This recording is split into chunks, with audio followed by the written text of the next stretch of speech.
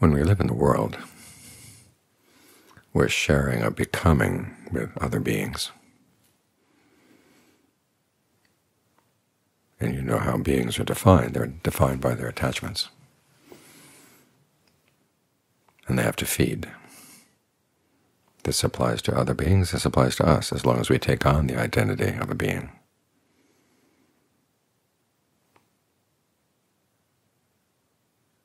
Which means that there are going to be conflicts. And there are a lot of conflicts that the more you get involved with them, the more they entrench you in this level of becoming.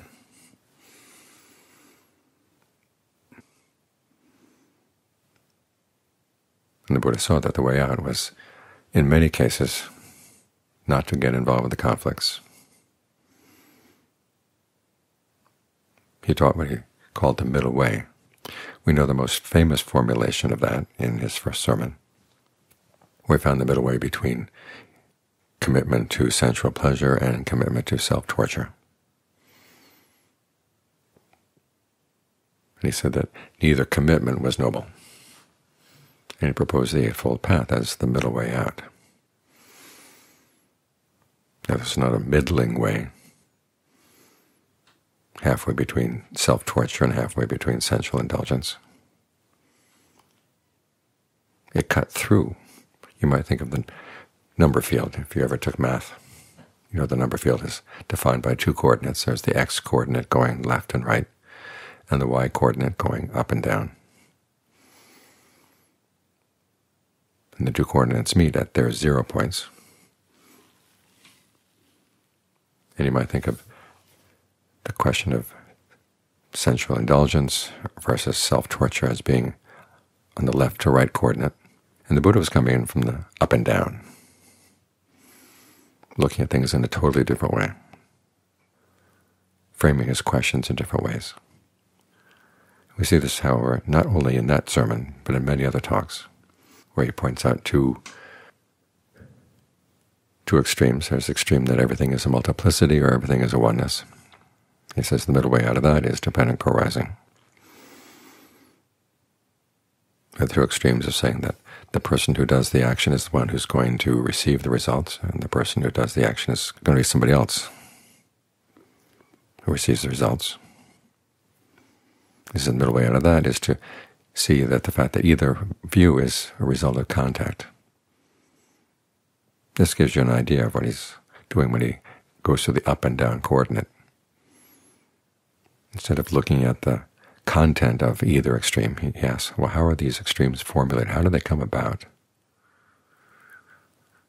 How do you look at the process so that you don't get sucked into that either-or? In another place he calls this seeing what has become as what has become. In other words, seeing things as processes. Views not so much in terms of their content, but in terms of how they're formed and how they're clung to, and how you can develop dispassion for the process by which they're formed or clung to.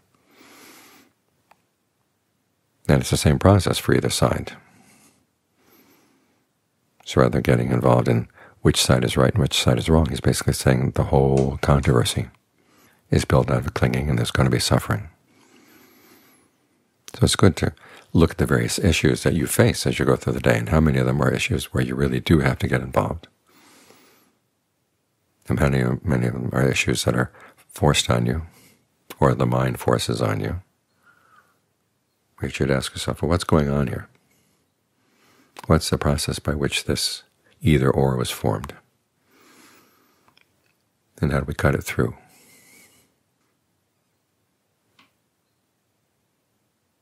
Now you have to be selective in how you do this, because there are controversies where you do have to get involved, where you do have responsibilities.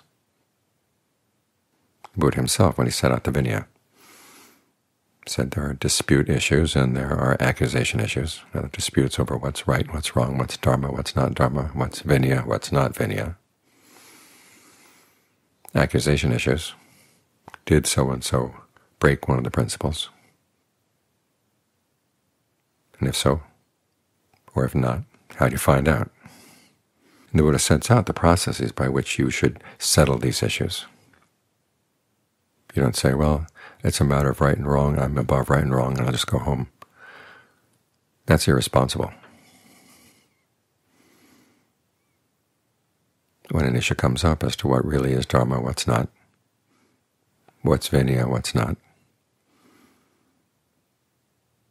the monks especially have to be responsible for looking into it.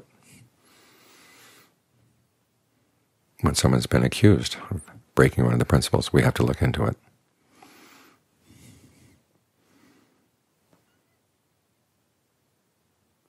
And you look at the Buddha, it wasn't the case that he avoided every debate. There were cases when people would come looking for trouble.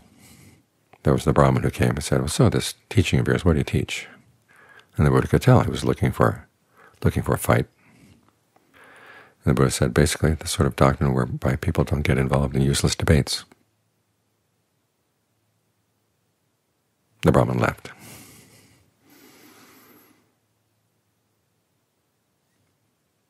And there are other cases like that, people coming to see the Buddha just for the sake of wanting to contradict whatever he said.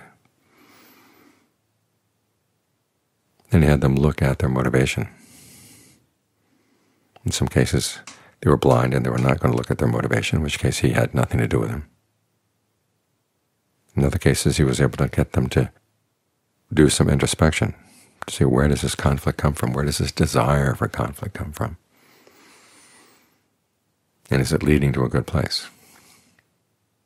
Those are the best cases.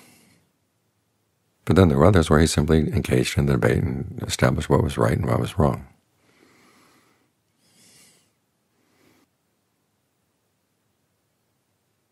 Which means that you have to look at the question of controversies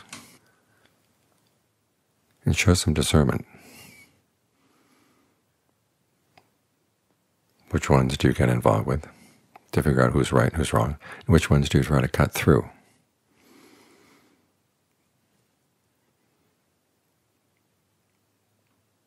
This applies not only to controversies outside, but controversies inside your own mind. Sometimes there are issues where your mind is driving itself crazy.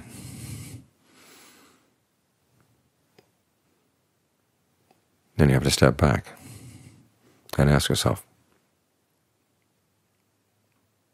what gets resolved? What's accomplished by answering this question?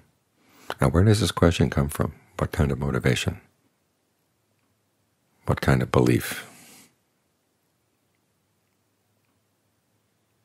You can chase things down, dependent co-arising. What kind of fabrication went into this? What kind of name and form? In other words, your intentions, what things you're paying attention to. What are you clinging to? What are you craving? That puts things on the up and down coordinate.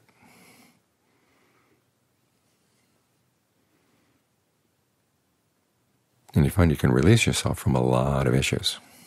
Because one of the things that defines this world, this state of becoming in which we live,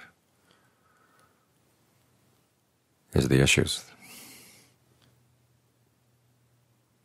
And there are a lot of them that the more you get entangled in them, the more you just lead to further and further becoming. Because after all, we're here to get beyond further becoming. So you have to figure out which ones are the ones that are purely entangling, which are the ones where we are responsible. The Buddha himself, after his awakening, had to settle a lot of issues. But he was able to do it in such a way that he wasn't entangled in the becoming.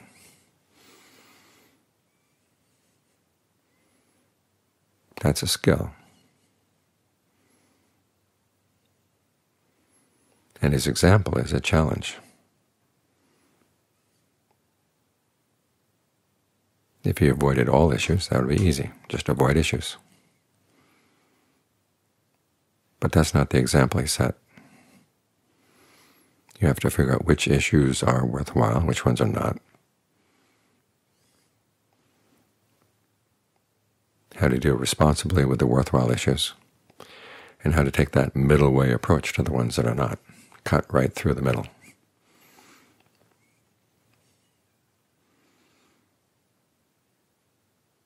That way you can live in the world and be responsible.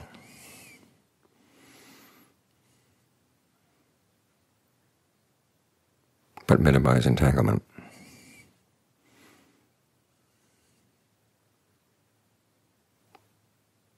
They say that the Buddha had an all-around eye. He looked at issues from all around.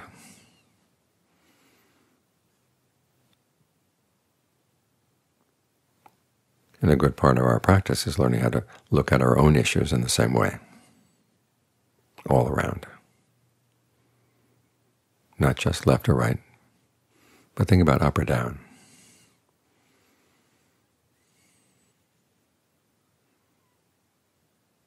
And then make the best decision that you can come to, based on looking at things from an all-around way.